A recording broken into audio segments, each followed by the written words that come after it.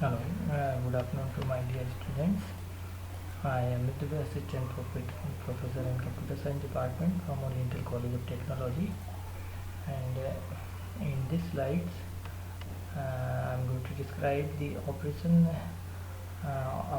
part of the single dimensional array.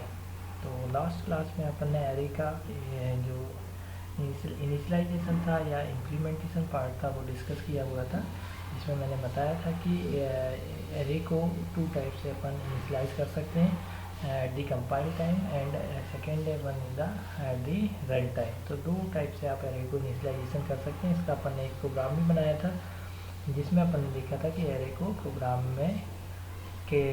के through कैसे initialise किया जाता है, और उसके अंदर डेटा भी पास किया था और वहाँ से डेटा एक्सट्रैक्ट करके भी मैंने आपको दिखाया था। तो आज की क्लास में इसमें कुछ ऑपरेशंस जो मेनली परफॉर्म होते हैं, जैसे insertion operation and deletion operation. तो यहाँ पर स्टार्ट करते हैं insertion operation. Insertion means existing, यदि कोई पहले से यदि कोई एरे क्रिएट किया हुआ है तो उसके अंदर कोई न्यू एलिमेंट यदि आपको किसी पर्टिकुलर लोकेशन पर एंटर करना है तो वो जो ऑपरेशन है वो आपका कहलाएगा इंसर्शन ऑपरेशन। इंसर्शन मीन्स यहाँ लिखा हुआ add N element at the given index.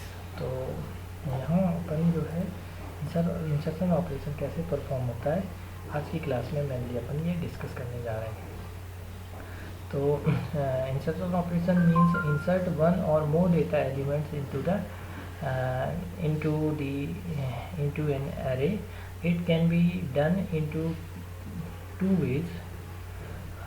First is the insertion at the end of an array and second one is the insertion at the required position. तो यहाँ पर अपन array में जब insertion operation perform करेंगे तो mainly two type से insertion operation perform होता है। फर्स्ट है at the end of an array and second है at the required position of an array. तो यहाँ पर insertion at the end of an array में लिखा हुआ है insertion an element at the end of an array can be easily done by providing the memory space at the end which is allocated for the array. तो यहाँ insertion and में करने के लिए आपको केवल लास्ट का इंडेक्स नंबर पास करना होता है, और उस लास्ट इंडेक्स पर कोई भी न्यू एलिमेंट इंसर्ट कराते हैं तो प्रीवियस एलिमेंट पर उसका कोई भी इफेक्ट नहीं पड़ता। तो ये लास्ट में यदि आप एंड में यदि आप कोई न्यू एलिमेंट इंसर्ट करा रहे हैं तो उसके प्रीवियस जो एलिमेंट है वो एज इट इज़ उन्हीं इंडेक्स पर रहेंगे, और लास्ट इंडेक्स पे एक और यदि फ्री मेमोरी स्पेस है और आपने एरे का साइज़ एक्स्ट्रा देके चले हुए हैं तो आप उस लास्ट लोकेशन पे एरे के न्यू एलिमेंट को इंसर्ट करा सकते हैं। लेकिन यदि मैं आपसे बोलूँ कि यहाँ कोई एक रिक्वायर्ड पोजीशन पे यदि कोई न्यू एलिमेंट इंसर्ट करना है तो आपको वो लोकेशन पहले एम्प्टी करनी होगी, और फिर जब एम्प्टी हो जाएगी देन आप उसकी जगह पर कोई न्यू एलिमेंट इंसर्ट करा सकते हैं। तो आपको ये जो एलिमेंट्स सपोज फॉर एग्जांपल मैं आपसे बोलता हूँ यदि ARR2 इंडेक्स पे आपको न्यू वैल्यू इंसर्ट करानी है तो मुझे ARR2 इंडेक्स लोकेशन जो है वो एम्प्टी चाहिए होगी, और उसको एम्प्टी करने के लिए यदि मैं एम्प्टी नहीं करूँगा और ARR2 पे यदि कोई न्यू एलिमेंट इंसर्ट करा दूंगा तो ये 30 जो है यहाँ से ओवरराइट हो जाएगा और एक एलिमेंट आपका यहाँ पर डिलीट होके उसके ऊपर कोई न्यू वैल्यू स्टोर होगी।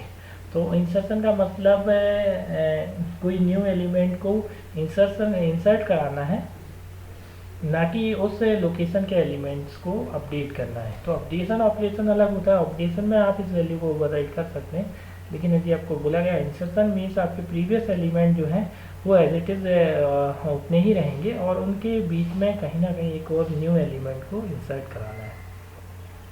तो देखते हैं insertion eight the required position जो है सेकेंड टाइप का जो ऑपरेशन है इंसर्शन, ये कैसे परफॉर्म होता है। इसके लिए एक एल्गोरिथम प्रॉपर वर्क करेगी यहाँ पर, और ये एल्गोरिथम के थ्रू हम अपन समझ सकते हैं कि इसमें कैसे इंसर्शन ऑपरेशन को अपन परफॉर्म करेंगे।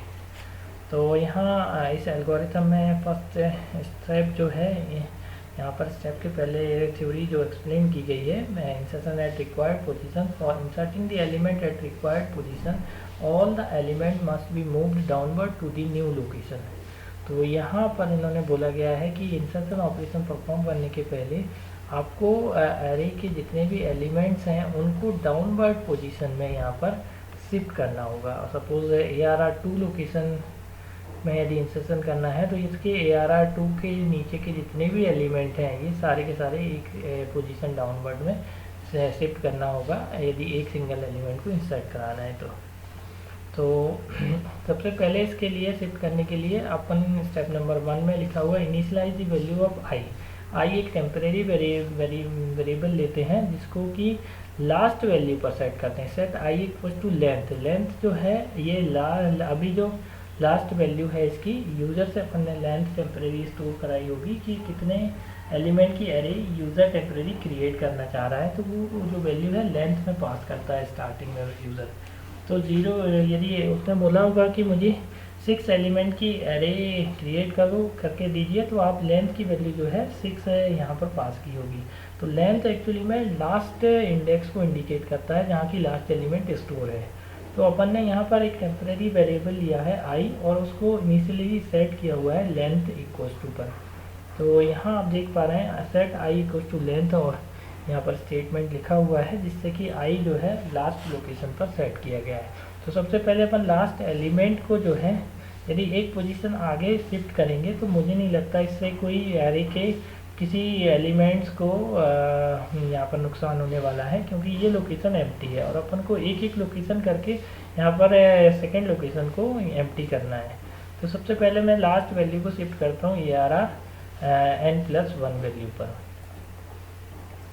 तो यहाँ एक एक करके आपको जब तक रिक्वायर्ड लोकेशन एम्प्टी नहीं हो जाती तो फॉर लूप लगाना होगा, क्योंकि बार बार शिफ्टिंग ऑपरेशन परफॉर्म करना है। तो यहाँ एक रिपीट करके यहाँ पर लिखा हुआ है एल्गोरिथम में, जबकि यहाँ अपन एक फॉर लूप यूज़ कर रहे हैं बार बार स्टेटमेंट रन करने के लिए। For I equal to length पर सेट किया हुआ है, क्योंकि आई जो इनिशियलाइज हो रहा है वो आई लेंथ से हो रहा है, आई 0 से नहीं हो रहा, आई लेंथ से हो रहा है। और आई इक्वल टू लेंथ पर सेट किया है down to the position shift the element down by 1 position. यहाँ पर एक एक एलिमेंट को शिफ्ट करना है 1 पोजीशन, और इसके लिए यहाँ पर एक स्टेटमेंट लिखा हुआ है set A of I plus 1 equal to A of आई।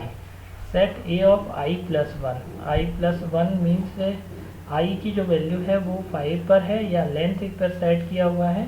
तो A of I plus 1 equal to आपका क्या कर दीजिए, ए ऑफ आई कर दीजिए। आई प्लस 1 मीन्स यहाँ 6 नंबर की लोकेशन पे आप एक आई का जो एलिमेंट है वो शिफ्ट कर दीजिए। तो हर बार जो वैल्यू है set A of I plus 1 equal to A I होगा, और ये जो आई की वैल्यू है एक एक पोजीशन रिड्यूस होती जाएगी।